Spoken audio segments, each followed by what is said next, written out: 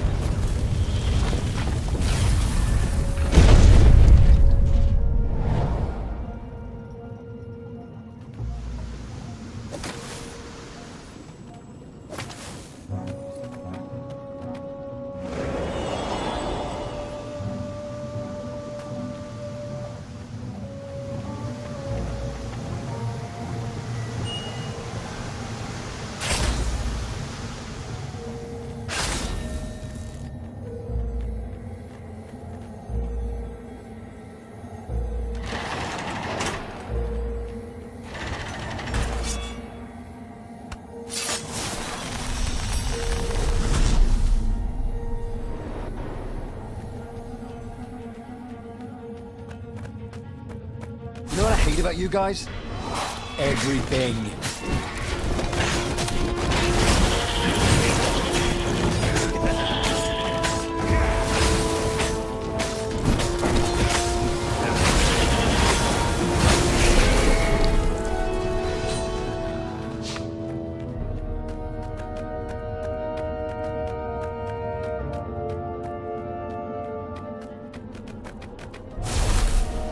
Renato was running out of choices. Zenobia's love brought him only sorrow. His best friend was his enemy. And the Iblis stone... Ooh, he shuddered. Best not to think about it. All that was left was the Sky Ripper, a weapon powered by a god's eye. So be it, then.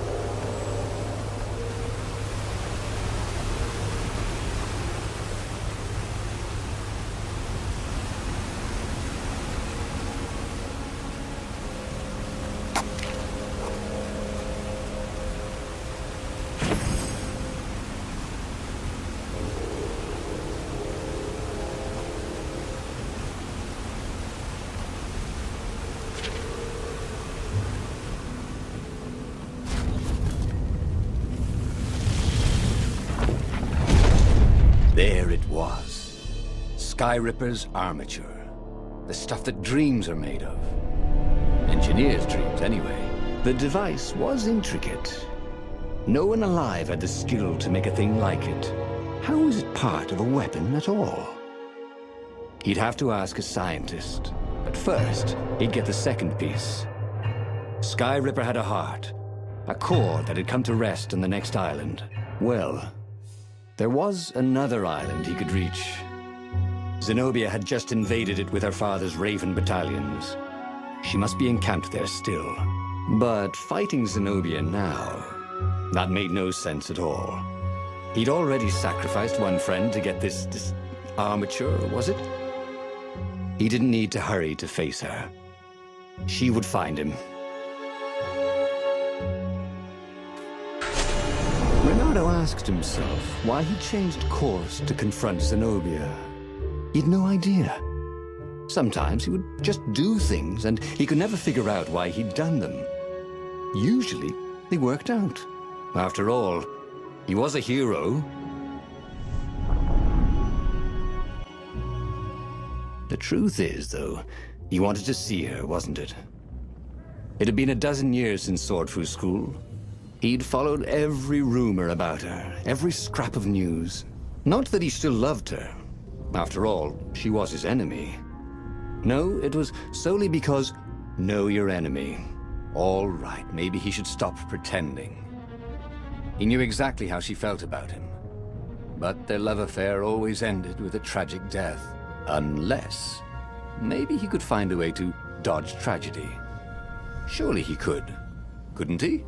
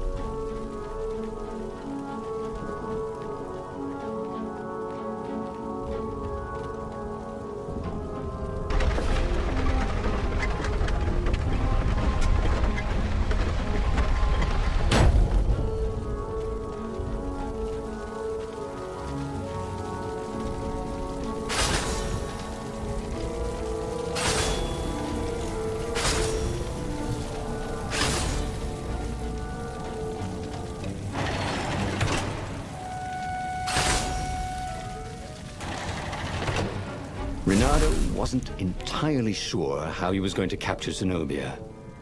She'd be expecting him. And he didn't have Lapino to cook up a clever plan.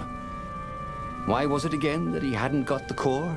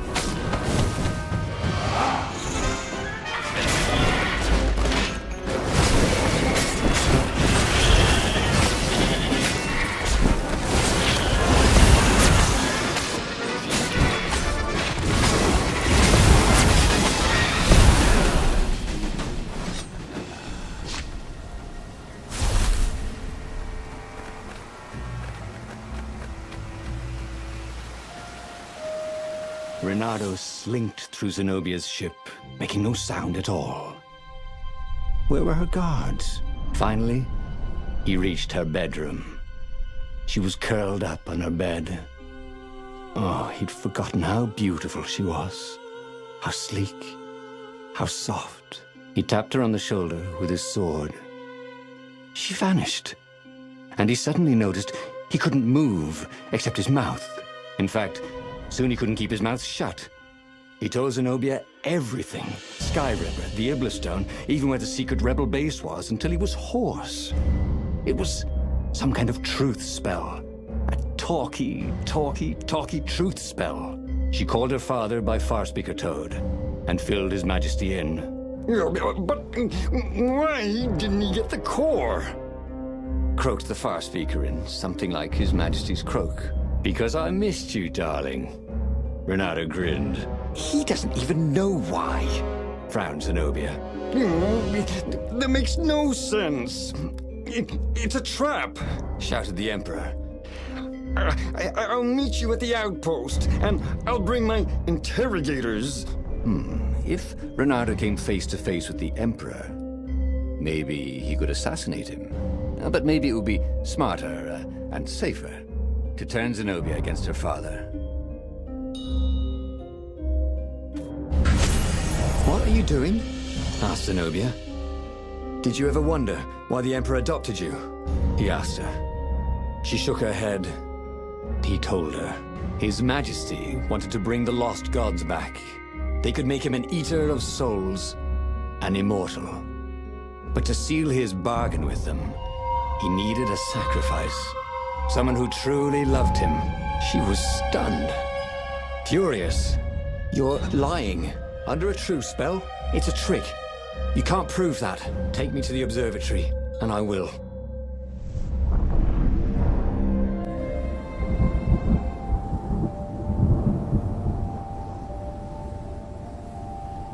What kind of proof could you possibly have? She said as they landed on the Nexus. Your father ritually sacrificed a village, and he left witnesses? The scientists resurrected one. Well, it's not really alive, but it can talk. A true witness. She frowned. The dead can't lie. Well, I bet they could. They just don't have any reason to. She nodded grimly. You go on ahead. I don't want the Ravens to see me.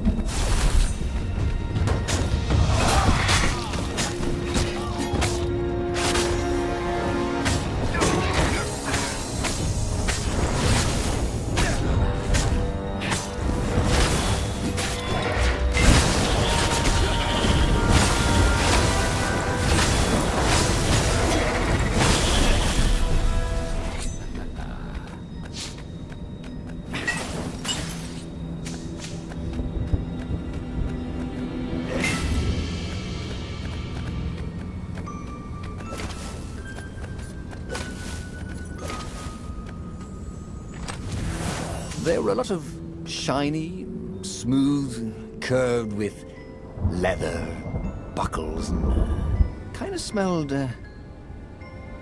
you know what? Never mind. Yes, there was also ore and other useful stuff. Let's focus on that, shall we?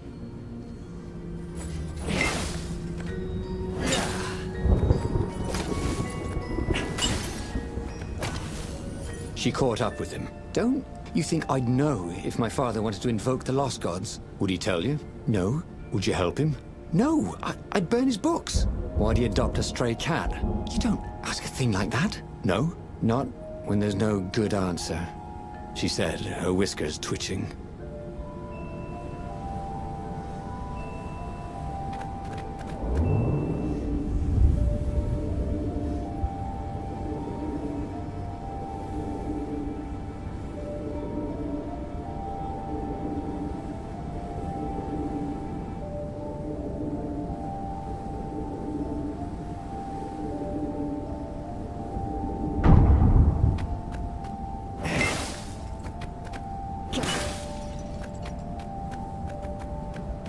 The Emperor had learned enough secrets from Renato to crush the rebellion. It would be a fair trade if the scientists could convince Zenobia to change sides.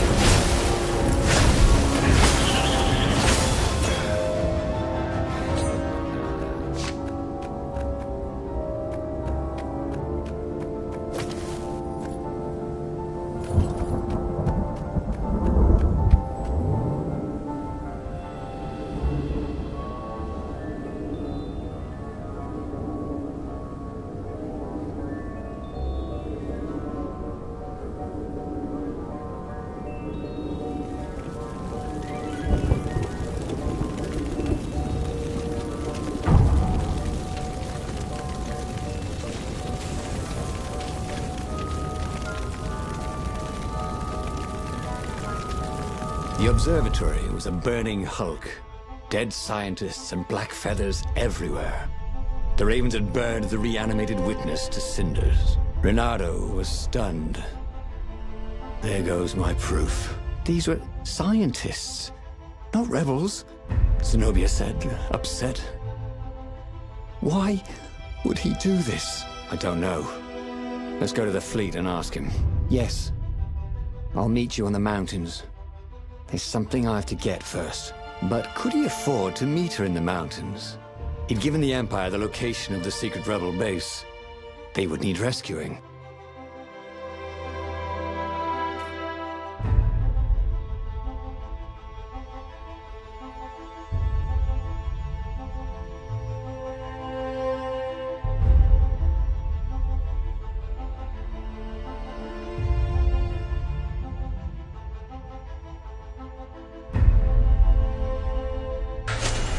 Renato was torn.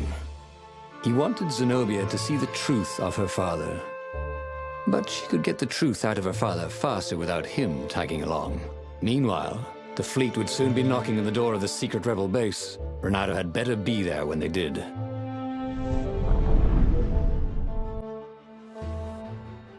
So he had given the Sky Ripper's core to the Empire. He felt stupid about that.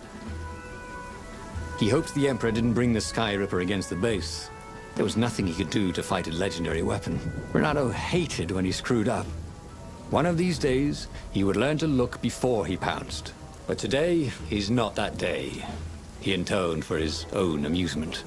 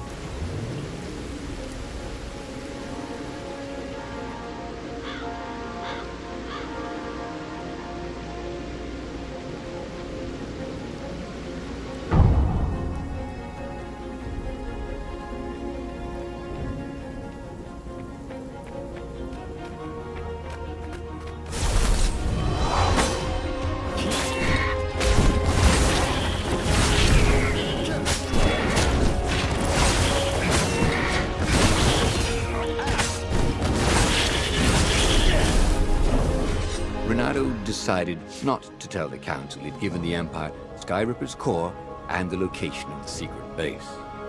They needed him in battle, not in the brig, right?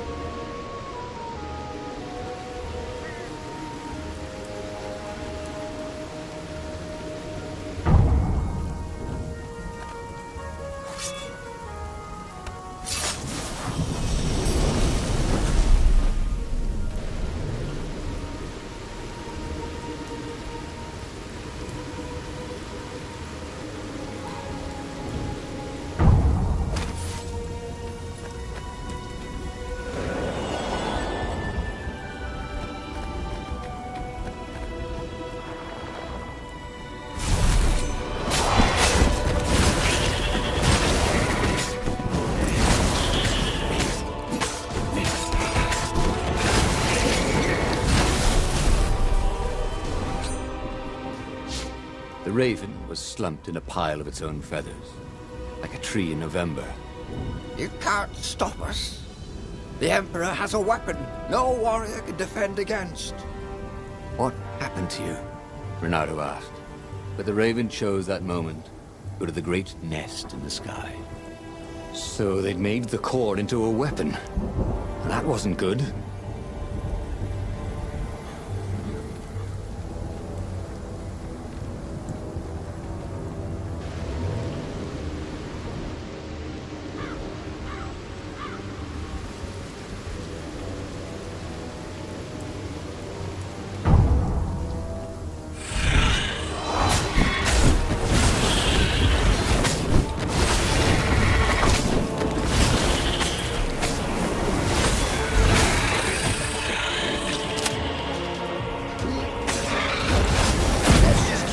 between us, if you don't mind.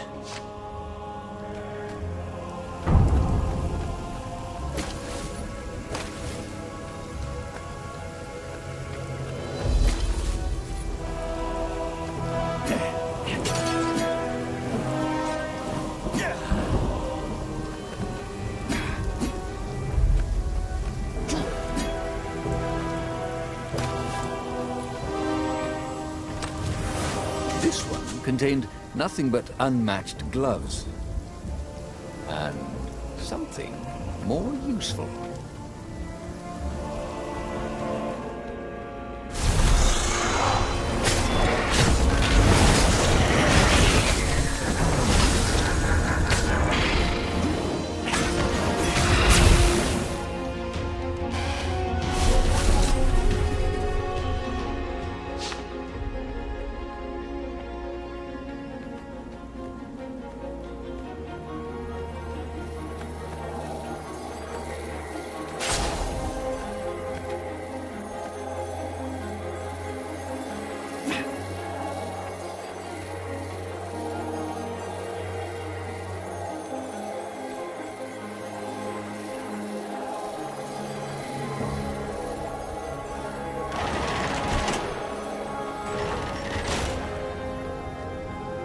Long stairs. So he was close to the rebel base. Nothing was on fire. So far, so good.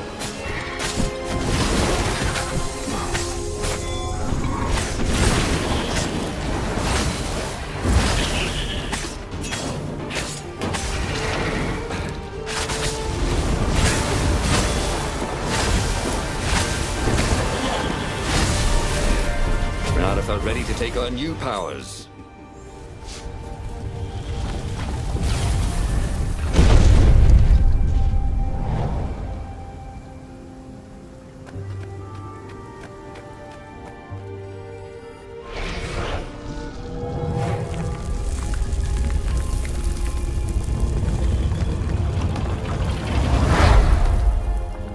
Renato had never slain so many ravens.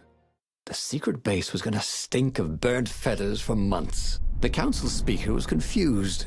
Our spies say Zenobia has gone berserk. She attacked and destroyed an entire squadron of dropships. This was amazing good news. He'd shown her the Emperor's evil. Now she'd gone over to the rebel side. Now is our moment. Attack! Renato exulted. They could win this thing. Zenobia commanded half the fleet. Who would follow the mad emperor when they could follow his heir, who was wise and smart and a brilliant sorceress besides? But what about the core and the Iblis stone? What evil could the emperor wreak with those? As he closed in on the Imperial fleet, Renato liked his odds.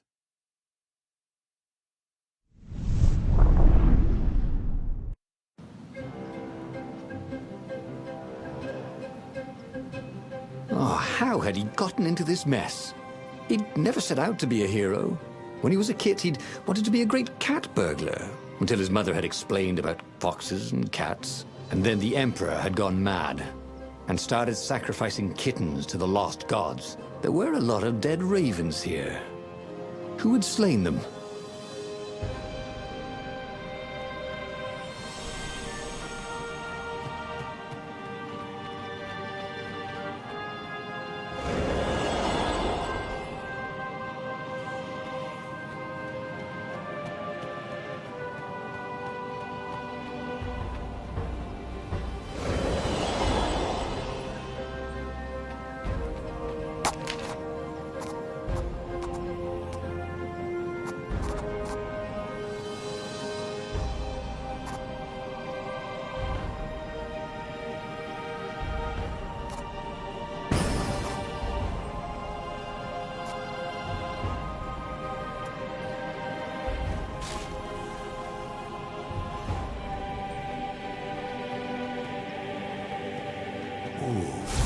The portal led right into the middle of the fleet. It was a glaring weakness in the defense.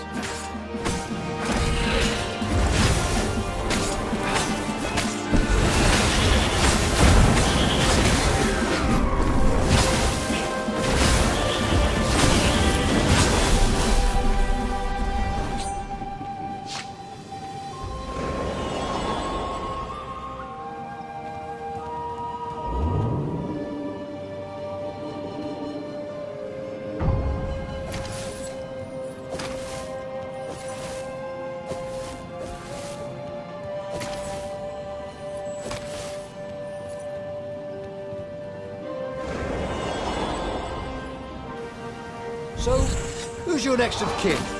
Just wondering.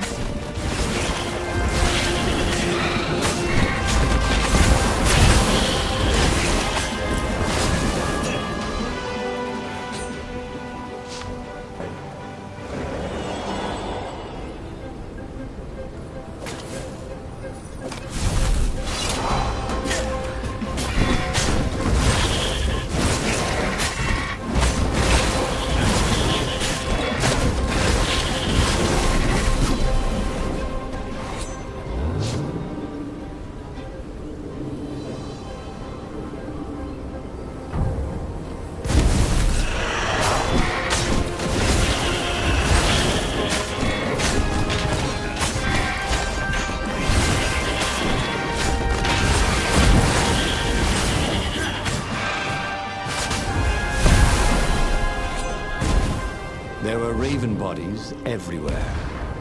The precision of the wounds. Renato recognized her style. It appeared that she was single-handedly turning the tides of the battle. Good.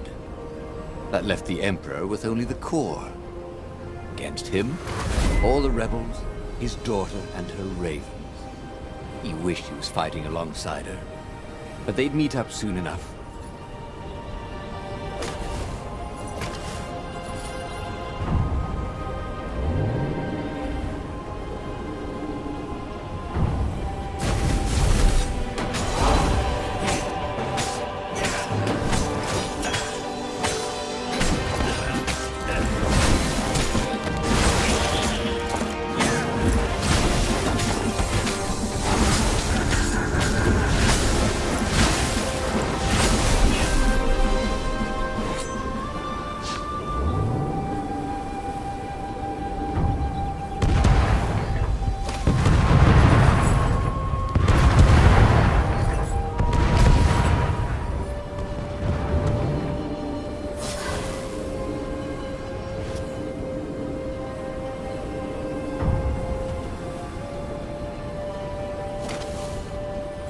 Soon he'd confront the Emperor.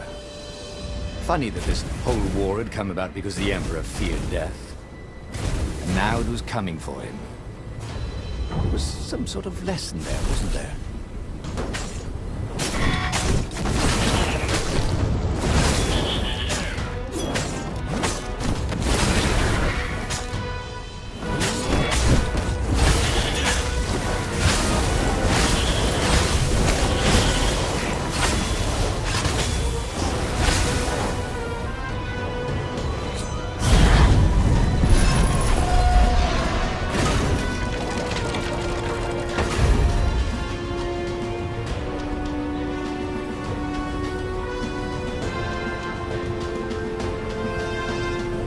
Zenobia was cutting down the Emperor's bodyguard like they were mushrooms.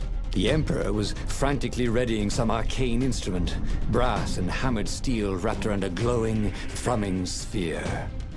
Skyripper's core. Zenobia! Renato shouted. But he had no idea what else to say. Revenge! She shouted as she cut the last bodyguard down. A ray lanced out of the sphere. Everything around her burst into flames, but her sword seemed only to absorb it.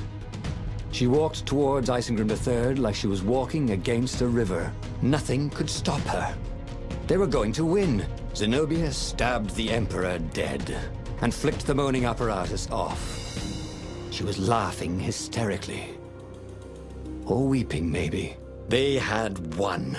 He ran to her. I killed my own father. She wept, and he held her. He told her he loved her. He would pull her back from the brink of madness. But the core thrummed louder and louder. At that moment, Renato understood that the core was going to explode catastrophically. And that this could have been victory. The Emperor and his daughter dead, the fleet destroyed. He'd almost been a hero. A legendary one, maybe. If only he and the rebel fleet hadn't been here. He should go back to some of the choices he'd faced before. Maybe there were new paths that had opened up. Like those doors he was opening up all over the map that took him to new treasures and around his enemies. But he'd learned another true thing. The core was powerful, but dangerous if used improperly.